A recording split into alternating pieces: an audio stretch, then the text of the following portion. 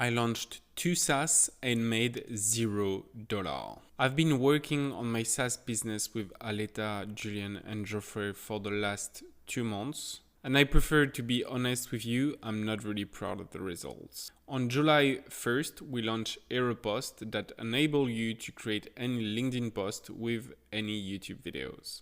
We got 28 users and 0 paid users. On August 3rd, we launched AeroTalk, a tool that generates LinkedIn comments in 1 click to engage more easily with your potential customers. We got 2 users and still no customers. I knew that launching SaaS would be difficult, but I would at least hope to have few customers. First, we haven't looked at our competitors. I'm a very disciplined person, so to build my SaaS, I follow the advice of entrepreneurs who had successfully created their own. And they all say the same thing. To be successful, you have to identify a problem of marketing target who has money and create a solution that solves their problem. Soon enough, I realized that a lot of entrepreneurs are present on both YouTube and LinkedIn, and I thought that it might be interesting for some of them to turn their YouTube videos into LinkedIn posts in just 1 click. So we built an MVP very quickly in less than 30 days, and that's probably what I'm the most proud of. And yes, we failed, but we failed fast. Anyway, when we launched AeroPost, I quickly realized that my intuition were wrong and people were not enthusiastic about my value proposition. By talking to few users, I noticed that people were more interested in a tool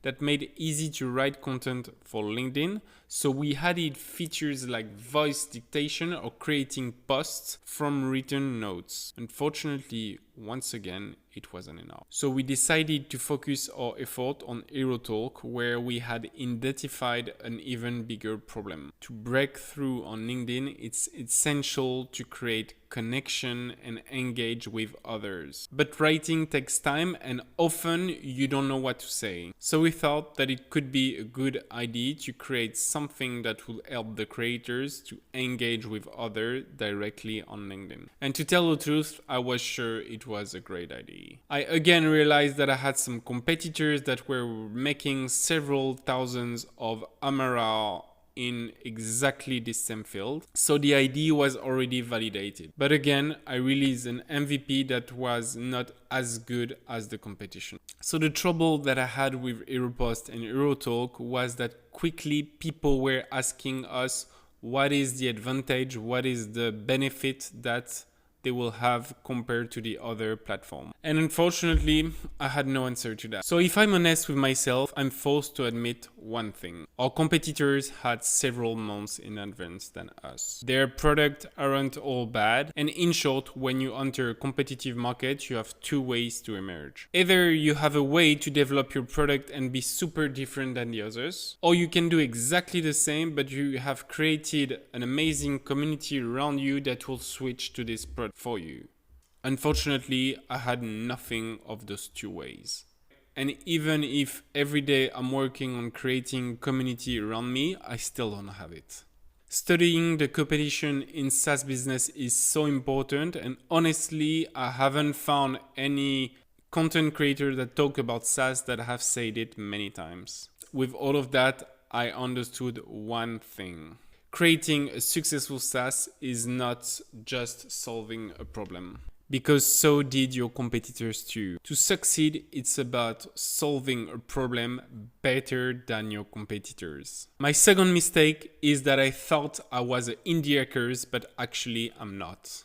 I communicated a lot about one objective. It was launching 1 SaaS per month until the end of 2025. The idea behind this goal was to have a lot of learnings and have a big number of launches that would help me to understand and at some point have one that blow up. And thus, with the objective to have 100K in MRR until the end of 2025. However, the two failures of my two SaaS business made me wonder one. I mentioned it to my friend Guillaume Moubesh, and he told me it's cool to launch one thing per month, but you have to be passionate about what you launch because it's what makes you stick it on the long term. And over the last years, to be honest, the one that have gave me the most important advice was always Guillaume. And it made me realize one thing. I was too much influenced by the video of Mark Liu that I followed on the last months. He's an indie hacker.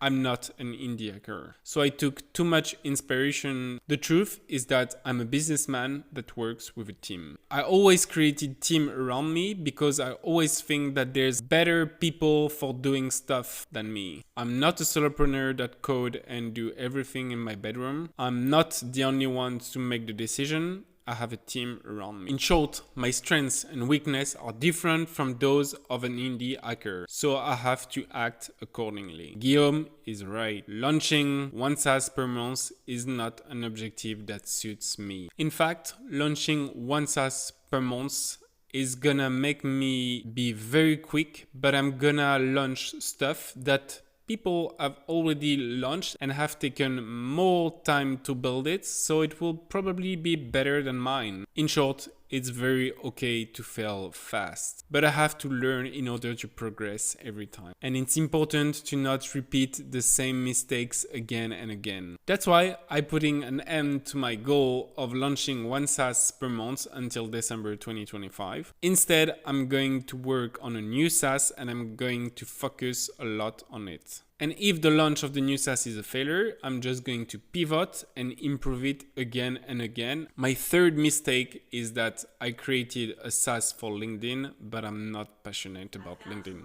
Guillaume's message made me realize again one thing.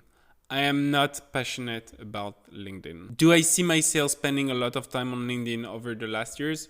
No. I've been on LinkedIn since 10 years and I will still be on LinkedIn for the next years and publish few times per week on it, but I'm not passionate about LinkedIn. I actually don't really like spending time there. And the platform that I love the most and I spend the most of my time is obviously YouTube. I love YouTube because it's the platform where you can find everything, cooking, tennis, crypto, everything. You can learn everything that you want. I see YouTube as a tool for personal development. I spend hours on it every week. And I've actually already created a successful YouTube channel that has 130k subscribers. It's the channel of my brother Jules Marie.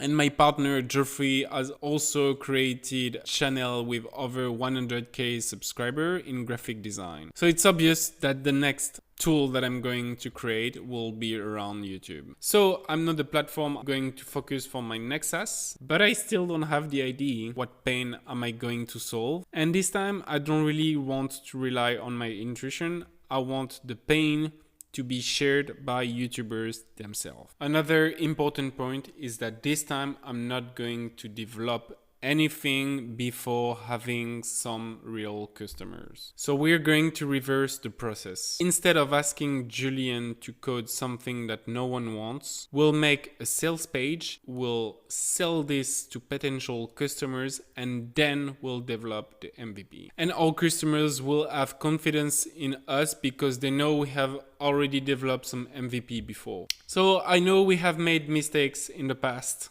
but it was obvious that we would do mistakes. The important thing is to learn from my mistakes and to not repeat them. And above all, to keep trying. I'm going to take 3 new steps for our new SaaS. 1, I'm going to make sure that we bring benefits to our users. 2, we're going to focus on one single idea for the next few months and we'll pivot if we don't find a product market fit.